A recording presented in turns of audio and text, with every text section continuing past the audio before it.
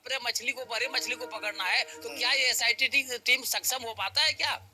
क्या इसके बाद फिर अगला दिन उसको दूसरी समस्या आएगी तो क्या इस एसआईटी टीम में रहेंगे या दूसरी समस्या देखेंगे? अगर दूसरी समस्या को नहीं देखेंगे तो पब्लिक पूछेगी कि हमारे जो एसआईटी टीम के हेड है वो दूसरी समस्या क्यों देखेंगे? बिल्कुल रेगुलर तौर पर अगर ये नियमित तौर पर एसआईटी को काम क्यों नहीं दिया जाता कि वो खुद मॉनिटरिंग करे, या फिर कुछ ऐसा विभाग क्यों नहीं बनाया? हो सकता है विभाग हो भी, या तो जिला के काम, हाँ, जिला के काम से उसको हटाया जाए और उसके बाद उनको जो से इसी काम में लगाया जाए और दूसरे पदाधिकारी को वहां पर लगाया जाए, फिर तब थोड़ी सी ईमानदारी रहेगी। अदरवाइज जो इसे दूसरे पदाधिकारी को लगाया जाए, हाँ, ताकि जो पब्लिक को लगे कि सच्चाई से काम हो रही है। मेरा यही सुझाव है। चलिए, एक बढ़िया सुझाव है। एसआईटी की टीम आज क्यों, ये भी सवालों के घेरे में। एक छोटे से ब्रेक के लिए रुके, लेकिन ब्रेक के बाद जब आएंगे सूर्य प्रकाश राय जी से पूछेंगे, डॉक्टर एम रहमान जी से पूछेंगे कि आखिर ये मछली पहले छोटी थी, बड़ी होने में काफी वक्त लगा है, लेकिन पकड़ में नहीं आ रही है। कौन है, जरा इसके बाद बात करेंगे, एक छोटे से ब्रेक के बाद।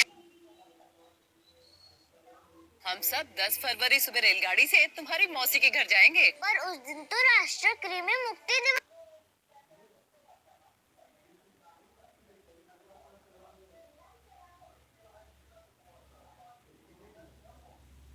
धन्यवाद।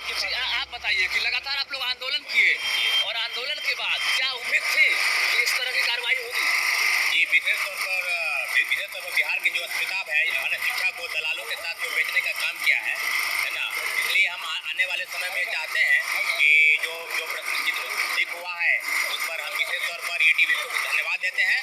और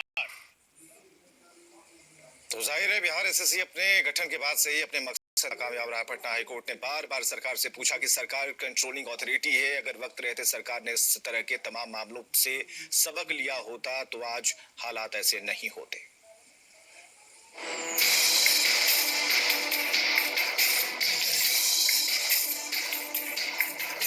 महज वैकेंसी पूरी करने और बीएसएससी द्वारा लिए जाने वाले एग्जाम में धांधली के बाद परीक्षाओं को रद्द करने से सरकार का काम खत्म नहीं हो जाता।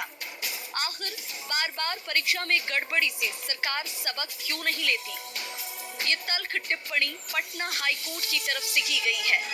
2012 में आयोग के ब्रज गृह को तोड़कर बड़े पैमाने पर रिजल्ट में धांधली का मामला हो, या फिर आरा के एक परीक्षा केंद्र पर पहली पाली की बजाय दूसरी पाली का प्रश्न पत्र बांटने का मामला, या फिर पेपर लीक का मामला, आयोग की कारगुजारियां हमेशा से कटघरे में रही हैं।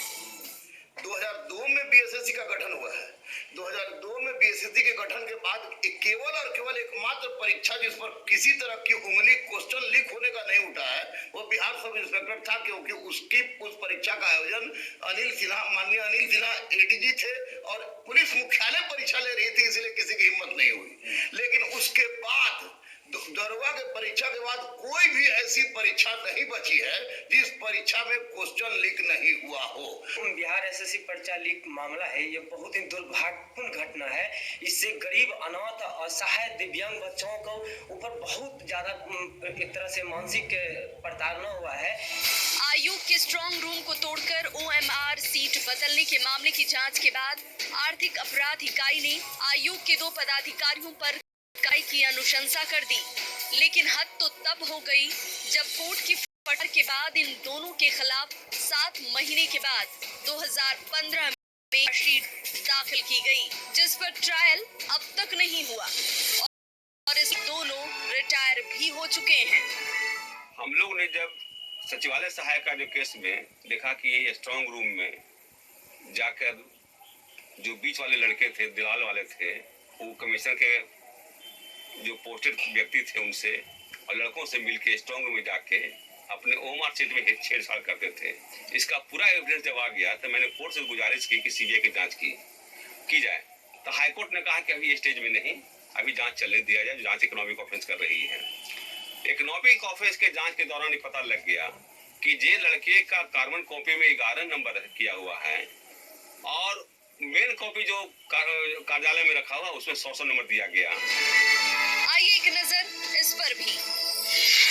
2012 में जल संसाधन विभाग के जूनियर इंजीनियर के लिए 2030 पदों के लिए वैकेंसी।